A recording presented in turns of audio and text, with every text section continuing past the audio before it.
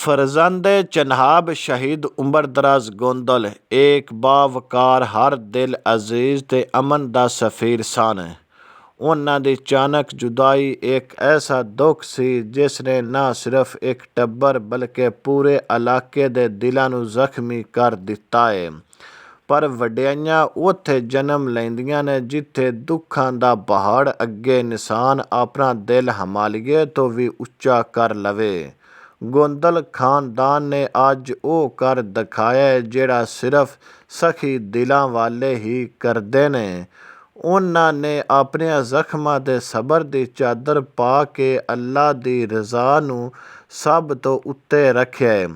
मुलज़म party Akhtar Ali भट्टी वालों सूबे खान भट्टी ने जदों सवाली बन के अल्लाह दे वास्ते माफ़ी मंगी है ते गोंदल खानदान ने माफ़ी दे के तारीख रकम कर दिती है।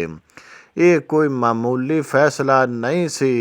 इस फैसले दे पिछे भैनां दियां सिसकियां, वड्डियां दियां हावां ते पुत्रां दियां तपदियां अखियां शामिल सन। मुद्दई मुकदमा मुहम्मद इकबाल गोंदल, अहमद शेर गोंदल ते शहीद दे साहबजादे ताइफ सुल्तान गोंदल एडवोकेट ने जिस हौसले नाल माफ़ी दा ऐलान कीता है वो इस गल दा सबूत है कि अजीम लोग अजीम विरसा छड्ड के जांदे ने। ऐसे फैसले आपे नहीं हो जाते, इन्हां पिछे मुखलस नीतां दे दर्दां नूं समझण वाले दिल हुंदे ने। दुख्तर हाफजाबाद मोहतरमा सर अफजल तारड़ ने मियाँ अफजल हुसैन तारड़ मरहूम दी सुलह जो रवायत नूं जिंदा रख के साबित कीता कि क़यादत सिर्फ अख्तियारात दा नां नहीं बल्कि दिलां नूं जोड़न दा हुनर है। उन्हां दी मुसलसल कोशिश ते खलूस ने ਉਹ ਬੂਹੇ ਖੋਲ੍ਹੇ ਨੇ ਜਿੱਥੇ ਦੁਸ਼ਮਣੀ ਦੀਆਂ ਹਨੇਰਾ ਮੁੱਕਦਾ ਹੈ ਤੇ ਭਾਈਚਾਰੇ ਦਾ ਚਾਨਣ ਹੋ ਗਿਆ ਹੈ।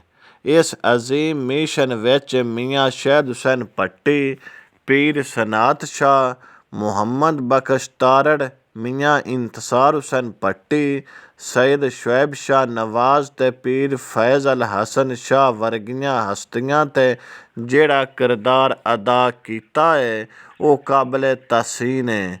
ਉਹਨਾਂ ਸਾਬਤ ਕੀਤਾ ਕਿ ਜੇ ਨੀਅਤ ਨੇਕ ਹੋਵੇ ਤੇ ਸਿਆਸਤ ਵੀ ਇਬਾਦਤ ਬਣ ਜਾਂਦੀ ਹੈ।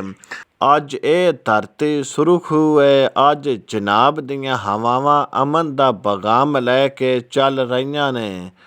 ਅਸੀਂ ਗੋਂਦਲ ਖਾਨਦਾਨ ਦੇ ਇਸ ਆਲਾ ਜ਼ਰਫੀ ਨੂੰ ਸਲਾਮ ਪੇਸ਼ ਕਰਨੇ ਹਾਂ।